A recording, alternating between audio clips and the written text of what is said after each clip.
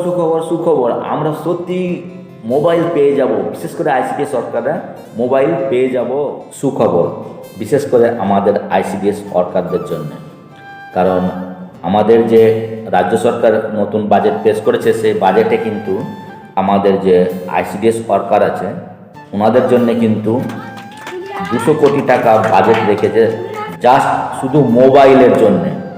আমরা কিন্তু বিগত কয়েক বছর ধরে মোবাইল মোবাইল করে চিৎকার করে আসছিলাম, সে মোবাইল কিন্তু আমরা অলরেডি পাবো। এবার দেখি আমাদের মোবাইলের যে এবার একটা সমস্যা হবে। কেমন সমস্যা হবে দেখুন, অলরেডি আমাদের সমস্ত আইসিডিএস ওয়ার্কাররা কিন্তু মোবাইল অলরেডি কিনে রেখেছে বা আছে।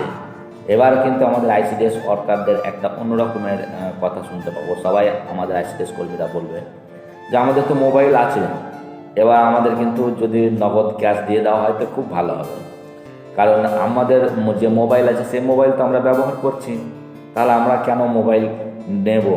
আমাদের আবার মোবাইল নিতে গেলে আবার আমাদের রিচার্জ করতে হবে বা আমাদের আবার সিম কার্ড নিতে হবে, তো এটা একটা সমস্যা হবে।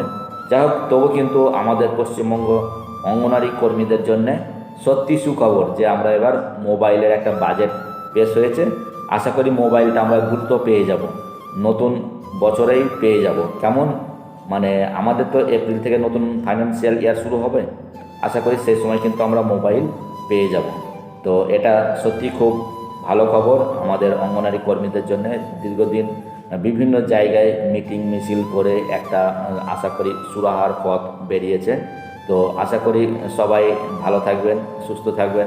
আজকে এই পর্যন্ত আমার ভিডিও। নমস্কার, ভালো থাকবেন।